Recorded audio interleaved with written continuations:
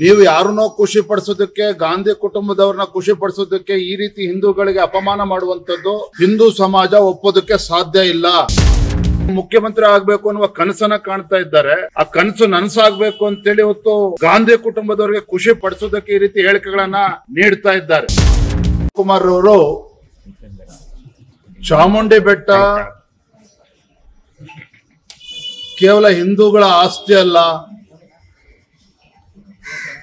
ಅನ್ನುವ ಮಾತನ್ನ ಹೇಳಿದ್ದಾರೆ. ಡಿ.ಕೆ. ಶಿವಕುಮಾರ್ ಅವರಿಗೆ ನಾನು ಆಗ್ರಹ ಮಾಡ್ತೇನೆ, ತಮ್ಮ ಹೇಳಿಕೆಯನ್ನ ತತ್ಕ್ಷಣ ಹಿಂಪಡಿಬೇಕು. ನೀವು ಯಾರನ್ನೋ ಖುಷಿ ಪಡಿಸೋದಕ್ಕೆ, ಗಾಂಧಿ ಕುಟುಂಬದವ್ರನ್ನ ಖುಷಿ ಪಡಿಸೋದಕ್ಕೆ ಈ ರೀತಿ ಹಿಂದೂಗಳಿಗೆ ಅಪಮಾನ ಮಾಡುವಂತದ್ದು ಹಿಂದೂ ಸಮಾಜ ಒಪ್ಪೋದಕ್ಕೆ ಸಾಧ್ಯ ಇಲ್ಲ. ಇದು ನಮಗೂ ಕೂಡ ಗೊತ್ತಿದೆ. ದಸರಾ ಉತ್ಸವ ಇರ್ಬೋದು, ಚಾಮುಂಡಿ ಬೆಟ್ಟ ಇರ್ಬೋದು, ಎಲ್ಲ ಧರ್ಮೀಯರು ಕೂಡ ಭೇಟಿಯನ್ನು ಕೊಡ್ತಾರೆ. ಆದರೆ ಇದು ಹಿಂದೂಗಳಿಗೆ ಸಂಬಂಧಪಟ್ಟಿದ್ದಲ್ಲ ಅಂತ ಈ ರೀತಿ ಹೇಳಿಕೆಗಳು ಇವತ್ತು ಹಿಂದೂಗಳಿಗೆ ಅಪಮಾನ ಮಾಡ್ತಕ್ಕಂಥ ನಿಟ್ಟಿನಲ್ಲಿ ಹೇಳಿಕೆಯನ್ನು ಕೊಟ್ಟಿದ್ದಾರೆ. ಅದು ಅಕ್ಷಮ್ಯ ಅಪರಾಧ. ಬಹುಶಃ ನನಗನ್ನಿಸ್ತದೆ ಡಿ.ಕೆ. ಶಿವಕುಮಾರ್ ಅವರು ಇನ್ನು ಮುಖ್ಯಮಂತ್ರಿ ಆಗ್ಬೇಕು ಅನ್ನುವ ಕನಸನ್ನ ಕಾಣ್ತಾ ಇದ್ದಾರೆ. ಆ ಕನಸು ನನಸಾಗ್ಬೇಕು ಅಂತೇಳಿ ಇವತ್ತು ಗಾಂಧಿ ಕುಟುಂಬದವರಿಗೆ ಖುಷಿ ಪಡಿಸೋದಕ್ಕೆ ಈ ರೀತಿ ಹೇಳಿಕೆಗಳನ್ನ ನೀಡ್ತಾ ಇದ್ದಾರೆ. ಇದೇ ಡಿ.ಕೆ. ಶಿವಕುಮಾರ್ ಅವರು ರಾಮನಗರದಲ್ಲಿ ಯೇಸು ಕ್ರಿಸ್ತನ 115 ಅಡಿ ಅಲ್ಲಿ ಯೇಸು ಕ್ರಿಸ್ತನ ಒಂದು ಪ್ರತಿಮೆಯನ್ನು ಕೂಡ ಸ್ಥಾಪನೆ ಮಾಡೋದಕ್ಕೆ ಮುಂದಾದ್ರು. ಯಾಕೆ? ಗಾಂಧಿ ಕುಟುಂಬ ಖುಷಿ ಪಡಿಸ್ಬೇಕು ಅಂದ್ರೆ ಹೇಗಾದ್ರೂ ಮಾಡಿ ಅವ್ರನ್ನ ಖುಷಿ ಪಡಿಸಿದ್ರು ಮುಖ್ಯಮಂತ್ರಿ ಗದ್ದಿಗೆಯನ್ನ ಏರ್ ಕುತ್ಕೋಬೇಕು. ಯಾವ ರಾಮನಗರ ಹಿಂದೂಗಳಲ್ಲಿ ಒಂದು ಬಲವಾದಂತ ನಂಬಿಕೆ ಇದೆ. ವನವಾಸದ ಸಂದರ್ಭದಲ್ಲಿ ಶ್ರೀರಾಮ ಅಲ್ಲಿ ಬಂದು ಹೋಗಿದ್ದ, ನೆಲೆಸಿದ್ದ ಅನ್ನುವ ಮಾತು ಯಾಕೆ ಇವತ್ತಿಲ್ಲಿ ಉಲ್ಲೇಖ ಮಾಡ್ತಾ ಇದ್ದೇನೆ ಅಂತ ಹೇಳಿದ್ರೆ, ಅಂದ್ರೆ ತಮ್ಮ ರಾಜಕೀಯ ಬೇಳೆಯನ್ನ ಬೇಯಿಸ್ಕೊಳ್ಳೋದಕ್ಕೆ ಏನ್ ಬೇಕಾದ್ರೂ ಹೇಳ್ತೇವೆ, ಏನ್ ಬೇಕಾದ್ರೂ ಮಾತನಾಡ್ತಾರೆ, ಹಿಂದೂಗಳಿಗೆ ಅಪಮಾನ ಮಾಡ್ತಾರೆ ಅಂತ ಹೇಳಿದ್ರೆ ಖಂಡಿತ ಭಗವಂತನು ಕೂಡ ನಿಮಗೆ ಕ್ಷಮಿಸೋದಕ್ಕೆ ಸಾಧ್ಯ ಇಲ್ಲ.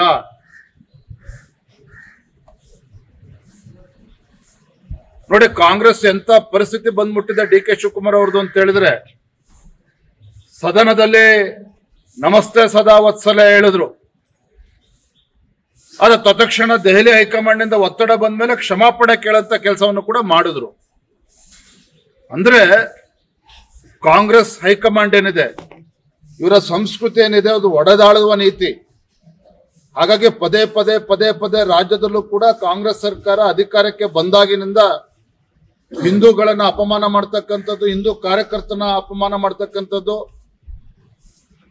ನಮ್ಮ ಪರಂಪರೆಗೆ ಧಕ್ಕೆ ಬರೋ ರೀತಿ ನಡ್ಕೊಳ್ತಕ್ಕಂಥದ್ದು, ಧರ್ಮಸ್ಥಳದ ವಿಚಾರದಲ್ಲೂ ಸಹ ಅಷ್ಟೆಲ್ಲ ಅಪಪ್ರಚಾರ ನಡೀತಾ ಇದ್ರು ಕೂಡ ಬಾಯಿ ಮುಚ್ಚಿಸ್ತಕ್ಕಂಥ ಕೆಲಸ ಕಾಂಗ್ರೆಸ್ ಸರ್ಕಾರದವರು ಮಾಡೋದಕ್ಕಾಗ್ಲಿಲ್ಲ.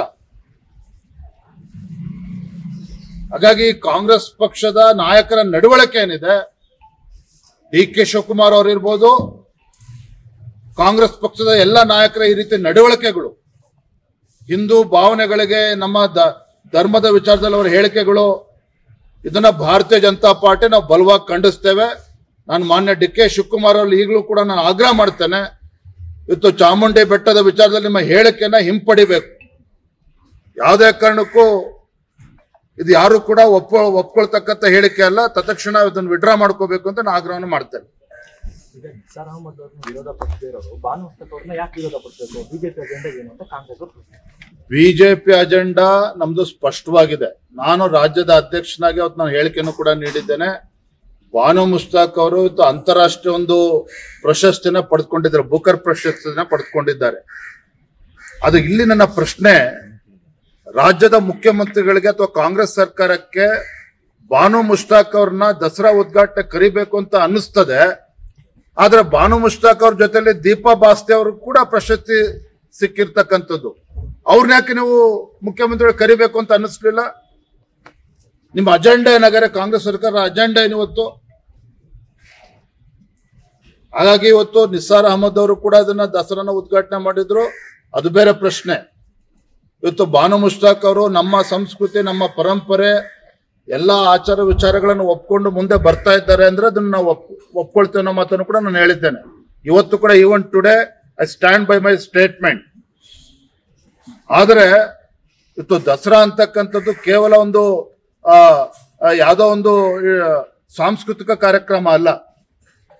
ಇದು ನಮ್ಮ ಹಿಂದೂ ಸಂಸ್ಕೃತಿ, ಹಿಂದೂ ಪರಂಪರೆ ಕಳೆದ ಹಲವಾರು ದಶಕಗಳಿಂದ ರಾಜರು ಮಹಾರಾಜರ ಕಾಲದಿಂದನೂ ಕೂಡ ಈ ಪದ್ಧತಿ ಬಂದಿರತಕ್ಕಂಥದ್ದು. ಹಾಗಾಗಿ ಯಾರೇ ಉದ್ಘಾಟನೆ ಮಾಡಿದ್ರು ಸಹ ನಮ್ಮ ಭಾವನೆಗಳಿಗೆ, ಹಿಂದೂಗಳ ಭಾವನೆಗೆ ಧಕ್ಕೆ ಬರಬಾರದು. ಇದು ನಮ್ಮೆಲ್ಲರ ಉದ್ದೇಶ. ಸತ್ಯ ಹೇಳಿದ್ರೆ ಸಹಿಸಲ್ಲ, ಮಾಡಿದ್ದಾರೆ ಅಂತೇಳಿ 24 ಗಂಟೆಲಿ FIR ರಿಜಿಸ್ಟರ್ ಮಾಡಿ ಅರೆಸ್ಟ್ ಮಾಡ್ತೀರಿ. ಆದ್ರೆ ಹಿಂದೂ ಭಾವನೆಗಳಿಗೆ ಧಕ್ಕೆ ಬರ್ತಕ್ಕಂಥ ಅಪಪ್ರಚಾರ ನಡಿಬೇಕಾದ್ರೆ ಅವ್ರ ವಿರುದ್ಧ ಕೇಸ್ ಹಾಕ್ಬೇಕು, ಅವ್ರನ್ನ ಅರೆಸ್ಟ್ ಮಾಡ್ಬೇಕು ಅಂತೇಳಿ ಯಾಕೆ ಕಾಂಗ್ರೆಸ್ ಸರ್ಕಾರಕ್ಕೆ ಅನಿಸ್ಲಿಲ್ಲ? ಹಾಗಾದ್ರೆ ನಮ್ಮನ್ನು ಪ್ರಶ್ನೆ ಮಾಡ್ತೀರ? ಹಾಗಾದ್ರೆ ಭಾರತೀಯ ಜನತಾ ಪಾರ್ಟಿ ನಾವು NIA ಅಥವಾ ಹೆಚ್ಚಿನ ತನಿಖೆ CBI ಮತ್ತು ತನಿಖೆ ಆಗ್ಬೇಕು ಯಾಕೆ ಹೇಳ್ತಾ ಇದ್ದೀವಿ ಅಂತ ಹೇಳಿದ್ರೆ, ಸಮಸ್ತ ಹಿಂದೂಗಳ ಭಾವನೆನೂ ಕೂಡ ಇದೇ ಇರುವಂತದ್ದು. SIT ತನಿಖೆ ಮಾಡ್ಕೊಳ್ಳಿ. ಆದ್ರೆ ಈ ದುಷ್ಟಶಕ್ತಿಗಳ ಹಿಂದೆ ಇರ್ತಕ್ಕಂಥ ರಾಷ್ಟ್ರ ಮಟ್ಟದ, ಅಂತಾರಾಷ್ಟ್ರೀಯ ಮಟ್ಟದ ಏನು ಕೆಲವು ದುಷ್ಟಶಕ್ತಿಗಳಿದ್ದಾವೆ ಅವ್ರನ್ನ ನೀವು ಹೊರ ತರಬೇಕಾಗಿದೆ. ಬಾನು ಮುಸ್ತಾಕ್ ವಿರುದ್ಧ ಪತ್ರ ಹೊಡ್ಸೋದಕ್ಕೆ ಸಿದ್ಧವಾಗಿದ್ದೀವಿ. ಆದ್ರೆ ಸಿದ್ದರಾಮಯ್ಯನವರು ಮತ್ತು ಜಮೀರ್ ಅಹ್ಮದ್ ಅವರ ಭಯದಿಂದ ಯಾರು ಮೌಲ್ಯಗಳು ಪತ್ರ ಹೊಡಿಸ್ತಾ ಇಲ್ಲ. ಆದ್ರೆ ಅವ್ರು ನಡ್ಕೊಳ್ತಾ ಇರ್ತಕ್ಕಂಥದ್ದು ನಮ್ಮ ಧರ್ಮದ ವಿರುದ್ಧವಾಗಿ ನಡ್ಕೊತಾ ಇದ್ದಾರೆ ಅನ್ನೋದು ಕೆಲ ಮುಸ್ಲಿಂ ಮುಖಂಡರು ಹೇಳಿದ್ದಾರೆ.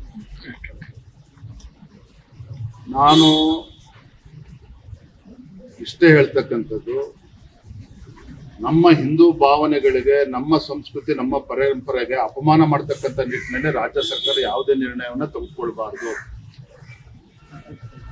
ಆದ್ರೆ ಕಾಂಗ್ರೆಸ್ ಸರ್ಕಾರದವ್ರಿಗೆ ಈ ರೀತಿ ನಿರ್ಧಾರ ತಗೊಂಡ್ರೆ ಖುಷಿ ಕೂಡ ಆಗ್ತದೆ. ಒಂದೇ ಒಂದು ಉದಾಹರಣೆ ಕೊಡ್ತಾರೆ.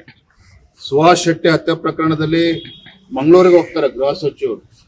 ಸುಹಾಸ್ ಶೆಟ್ಟಿ ಮನೆಗೆ ಭೇಟಿ ಕೊಡಬೇಕು ಅಂತೇಳಿ ಹೊರಟು ನಿಂತ ಸಂದರ್ಭದಲ್ಲಿ ಯಾವುದೋ ಒಂದು ಕೋಮಿಗೆ ಸೇರಿರ್ತಕ್ಕಂಥ ಕೆಲವು ನಾಯಕರುಗಳು, ಮುಖಂಡರುಗಳು ಹೋಗ್ಬಾರ್ದು ಅಂತೇಳಿ ಕಟ್ಟಾಗ್ತಕ್ಕಂಥ ಕೆಲಸ ಮಾಡ್ತಾರೆ.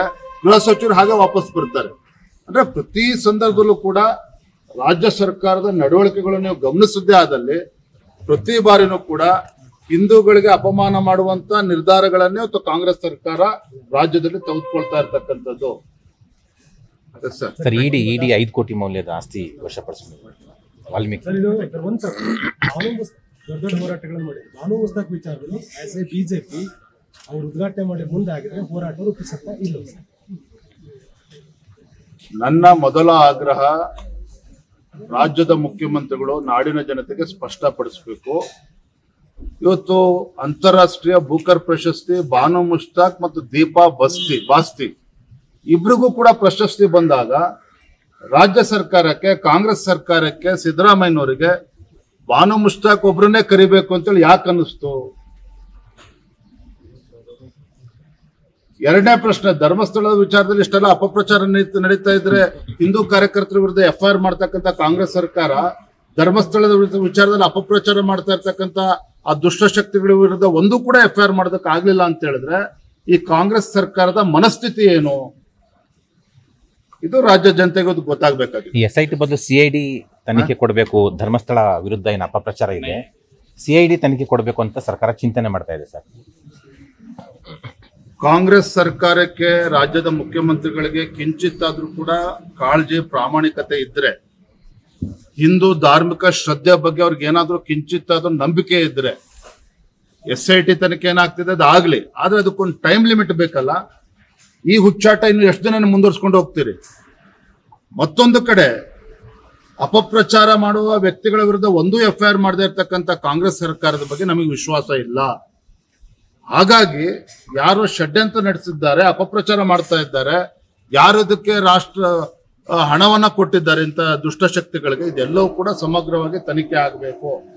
ಹಾಗಾಗಿ investigation has to be carried out either by NIA ಅಥವಾ CBI ಇಂದ ತನಿಖೆ ಆದ್ರೂ ಕೂಡ ತಪ್ಪೇನಿಲ್ಲ. If you like this video ಬೇಗ ಲೈಕ್ ಮಾಡಿ, ಕಾಮೆಂಟ್ ಮಾಡಿ, ಶೇರ್ ಮಾಡಿ ಹಾಗೂ ಯೋಯೋ ಟಿವಿ ಕನ್ನಡವನ್ನು ಸಬ್ಸ್ಕ್ರೈಬ್ ಮಾಡಿ.